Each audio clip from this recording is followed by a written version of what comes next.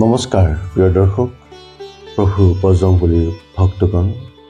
আপুনি চাই আছে ডিবি মটিভেশ্যন চেনেললৈ মই ডিম্বেশ্বৰ বৰ্মনে আপোনাক স্বাগতম জনাইছোঁ। সব সুখ ৰাহে তোমাৰি চৰণা তুম ৰক্ষক কাহু কডৰনা। সোণাপুৰৰ পৰা অতি জৰুৰী ফোন এটা আহিল আপোনালোকৰ ওচৰত ব্যক্ত কৰিব লৈছোঁ আজিৰ এই ভিডিঅ'টোৰ জৰিয়তে। মংগলদৈৰ পৰাও ফোন এটা আহিল এই কথাখিনিও আপোনালোকৰ ওচৰত ব্যক্ত কৰিবৰ কাৰণে এই ভিডিঅ'টো প্ৰস্তুত কৰিলোঁ। প্ৰভু এই জন্ম জয়ন্তীৰ দিনাখন মই আগতে কৈছিলোঁ এই কথাষাৰ প্ৰভু বজৰংবলী আজি আমাৰ আশে পাশেই কৰি থাকিব। গতিকে যি ব্যক্তিয়েই ভক্তিভাৱেৰে অতি শ্ৰদ্ধাৰে প্ৰভুৰ পূজা অৰ্চনা কৰিব তেওঁ নিশ্চয় কিবা নহয় কিবা এটা সংকেত তেওঁ পাবই পাব। ঠিক তেনেধৰণৰ কথাৰ মাজেৰে আজিৰ এই ভিডিঅ'টোৰ অতি জৰুৰী এইবাবেই মই কৈছোঁ জৰুৰী বুলি যে যিটো ফোন কল মোৰলৈ আহিলে এই ফোন কলটোৰ পৰা মই নিজেও বৰ অভিভূত হৈছোঁ, মোৰ গাৰ নোম শিয়ৰি উঠিছে। আচলতে সোণাপুৰৰ সেই দাদাজনে মোক ফোন কৰিছিলে, তেখেতে কেৰং টাইটেল লিখে, মই তেখেতৰ নামটো ব্যক্ত নকৰোঁ। কিন্তু সেই দাদাজনে মোক আজি 3 দিনৰ পৰা 4 দিনৰ পৰা বা মংগলদৈৰ সেই বাইদেউজনীও 3 দিন 4 দিনৰ পৰা আমাৰ ফোনত আমি কিছুমান কথা লৈ প্ৰভু বজৰংবলীৰ যি এই পূজাভাগ আমি কেনেধৰণে কেতিয়াৰ পৰা আৰম্ভ কৰি কেতিয়ালৈকে আমি ৰাখিম বা কি ধৰণে আমি প্ৰস্তুতি আৰম্ভ কৰিম বা কেতিয়ালৈ আমি শেষ কৰিম, এই ধৰণে বিভিন্ন ধৰণৰ কথাক লৈ কিনে আমি এনেকুৱা ধৰণৰ আমাৰ কথা বাৰ্তা চলি আছিলে। বাৰু যা হওক, এইবিলাক কথা আপোনাৰ মই আগত ক'বলৈ নাযাওঁ। আচল চমৎকাৰী কথাটো হ'ল সেই তেৰং উপাধিৰ যি পৰিয়ালবৰ্গ আছিলে তেখেতৰ সহধৰ্মিনী আৰু দাদাজনে মোক ফোন কৰি কৈছিলে তেখেতে যেতিয়া অতি শ্ৰদ্ধাৰে চকু মুদি প্ৰভুৰ শ্ৰীচৰণ স্মৰণ কৰি আছিলে, ৰাম নাম জপ কৰি আছিলে,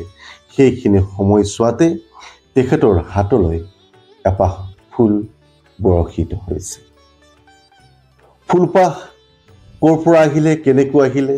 তেখেতসকলে নিজে গম নাপায়, অভিভূত হৈ গ'ল। লগে লগে তেখেতসকলৰ মাইণ্ডটো একেবাৰে এনেকুৱা এটা পৰিৱেশৰ সৃষ্টি হ'ল, গোটেইবিলাক মানুহলৈ চাইছিলে, গোটেইবিলাক মানুহে মানে পূজা অৰ্চনা কৰি আছে, কিন্তু কাৰো হাতত পুষ্পাঞ্জলি দিয়া নাই তেতিয়ালৈকে। কিন্তু তেখেতৰ হাতত কেনেকৈ সেই পুষ্পাঞ্জলিটো আহিল। আকৌ সেইটো হ'ল তাৰ পিছতে সেই পুষ্পাঞ্জলি লৈ থকা সময়ৰ খিনিতেই তেখেতে প্ৰণাম কৰি আছিলে। তাৰপিছত সেই আগবঢ়োৱা শৰাইখনৰ পৰা এটা লাড্ডু নিজে নিজে আহি তেখেতৰ ওচৰত পাইছিলে। কথাবিলাক বৰ সহজ নহয়। মই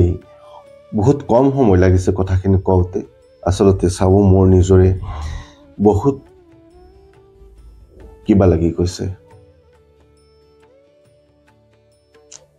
প্ৰিয় দৰ্শক, কিমান পবিত্ৰ অন্তৰৰ মানুহ তেখেতসকল, কিমান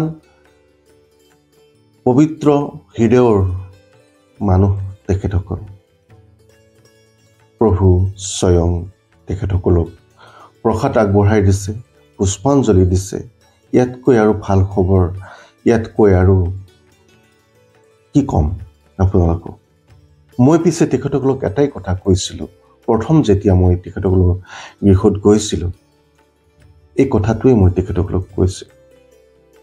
সংকটে হনুমান চুৰাবে মন ক্ৰম বচন ধ্যান জ্বলাবে। মই এইটো কথাই কৈছিলোঁ যে এই যিটো চপাই আছে, এই চপাইভাগ প্ৰভুৰ এই চালিচাখনত এনেই লিখি থোৱা নাই,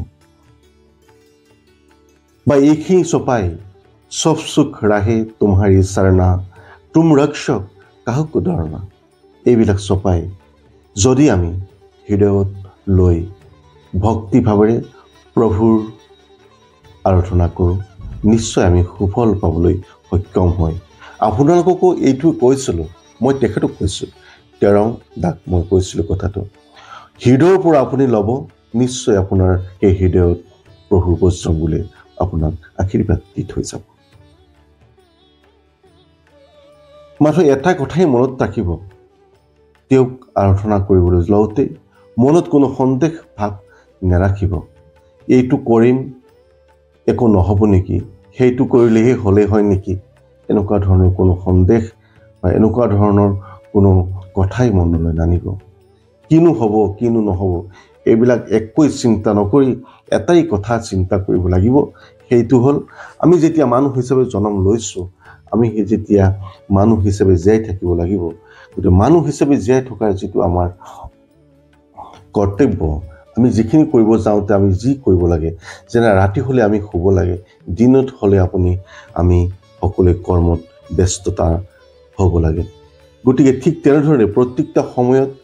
তেনেকৈ এটা সময় আছে সেই সময়টো হৈছে কি ৰাতিপুৱাৰ সেই ব্ৰহ্মমুহূৰ্তৰ সময়ছোৱাত যদি আমি প্ৰভুৰ বজৰংবলীৰ আমি পূজা অৰ্চনা কৰোঁ বা আপোনালোকে যোনে যি ইষ্ট দেৱতাকে আপোনালোকে আৰাধনা কৰে প্ৰত্যেকে যোনে সেই ইষ্ট দেৱতাৰ আপোনালোকে আৰাধনা কৰি তেওঁক আপোনাৰ স্মৰণ কৰে নিশ্চয় আপোনালোকে এইটো সুফল পাব আৰু সেই মংগলদৈৰ বাইদেউটোৰ কথাও আপোনালোকক মই জনাওঁ তেখেতৰ গৃহত মই এসপ্তাহমান আগত মই গৈছিলোঁ চাগে এসপ্তাহমান হৈছে চাগে তেখেতৰ মই যোৱাত মই যেতিয়া পূজা অৰ্চনা বা মই যেতিয়া পূজা পাঠ কৰোঁ তেতিয়া এটা নাৰিকল মই ঘট হিচাপে ৰাখি সেই থাপনাখনত কিছুদিনৰ কাৰণে মই ৰাখিবলৈ দিওঁ ইয়াতে কিবা এটা মানে একো নাই কিন্তু এইটো মই এইকাৰণে ৰাখিবলৈ দিওঁ তাতে মই যিখিনি মোৰ ব্যক্তিগতভাৱে মই যিখিনি মোৰ জ্ঞান আহৰণ কৰিছিলোঁ তাৰ পৰা কিবা এটা ফল পাওঁ নেকি না কি হয় তাৰ সেই সম্পৰ্কে এই নাৰিকল ভাগ ৰাখি থোৱা হয় আচলতে সেই বাইদেউজনী মোক ফোন কৰিছিলে আজি যে কি তেখেতসকলৰ সেই যে নাৰিকলটো আছিলে ঘট হিচাপে যিটো নাৰিকল স্থাপন কৰা আছিলে সেই নাৰিকলটো দুফাল হৈ তেখেতসকলৰ সেই সকলো যিখিনি নাৰিকলৰ পানী আছে পানীখিনি আপোনাৰ ঘটিটোৰ ভিতৰত পৰি আছে বা অন্য ঠাইতো আপোনাৰ সিঁচৰিত হৈ আছিলে কেনেকৈ সম্ভৱ হ'ব পাৰে শুকান নাৰিকল এটা দুফাল হৈ থকাটো ইমান সম্ভৱপৰ নহয় বাইদেউ আপোনাকো মই নমস্কাৰ জনাইছোঁ এই কথাখিনি মই আপুনি মোক ক'বলৈ দিয়াৰ বাবেহে মই আপোনাৰ এই বিষয়টো উত্থাপন কৰিলোঁ এই ভিডিঅ'টোৰ যোগেৰে আৰু মই এইটো কথাও ভাবিছিলোঁ আচলতে যে প্ৰত্যেকজন ব্যক্তিয়ে যদি আমি প্ৰভু বজৰংবলীৰ একেবাৰে ওচৰত গৈ তেখেতক যদি আমি নিজৰ দাদা নিজৰ স্বামী নিজৰ আপোনাৰ ভাই হিচাপে নিজৰ পুত্ৰ হিচাপে যদি কোনোবা ব্যক্তিয়ে বা আৰাধনা কৰে নিশ্চয় এই স্তুতিৰ পৰা সুফল পাবই পাব এইটো চিৰ সত্য কথা আৰু এই চালিচা ভাগৰ লাষ্ট চপাইটোৰ কথা যিটো আছে যো পঢ়ে হনুমান চালিচা হয় সিদ্ধি সাক্ষী গৌৰীচা গতিকে যোনে পঢ়িব এই হনুমান চালিচা তেওঁ যে সিদ্ধি হ'ব এই কথাটোৰ সাক্ষী প্ৰভু মহাদেৱ আছে শিৱ পাৰ্বতী আছে মাত্ৰ আমি মানুহ হিচাপে এই কামখিনি কৰি যাব লাগে প্ৰিয় দৰ্শক আজিলৈ এই ভিডিঅ'টোৰ পৰা এইখিনিতে বিদায় মাগিছোঁ আশা ৰাখিছোঁ আপোনালোকে প্ৰত্যেকেই মন কৰি লওক যাতে কমেও এবাৰ হ'লেও প্ৰভু হনুমানৰ চালিচাখন পাঠ কৰিবলৈ